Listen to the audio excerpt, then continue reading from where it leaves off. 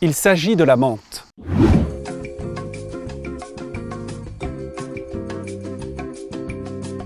Le secret de la menthe, ce sont des molécules de menthol, qui sont les seules capables d'aller chatouiller, d'aller réveiller des capteurs sensibles au froid que nous avons dans la bouche, qui envoient un message au cerveau qui lui-même a l'impression de vivre un grand bol d'air revigorant.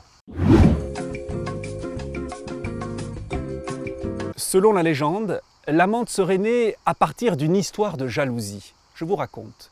On est du côté de la Grèce antique, il y a Hadès, le gardien des enfers, qui tombe amoureux d'une jeune et très belle nymphe du nom de Minta, la menthe. Sa compagne, Perséphone, folle de rage, lui demande de s'en séparer bien évidemment.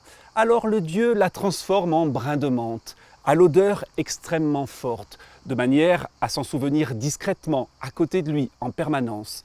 Assez romantique finalement pour un dieu des enfers.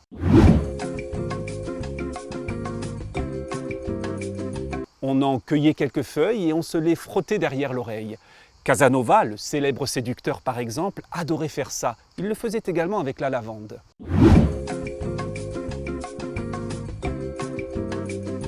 Un vin qui était interdit aux femmes, sous peine de lapidation.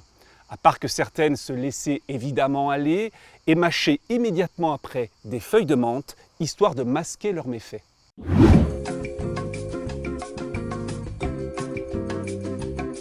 Celle qui est encore aujourd'hui et par milliers en proie au paludisme, à la malaria.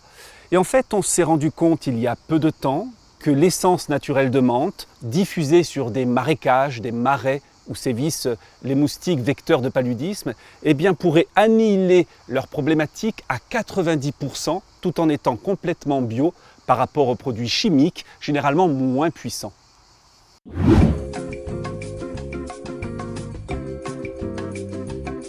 De petites feuilles vertes pourraient sauver des milliers de vies.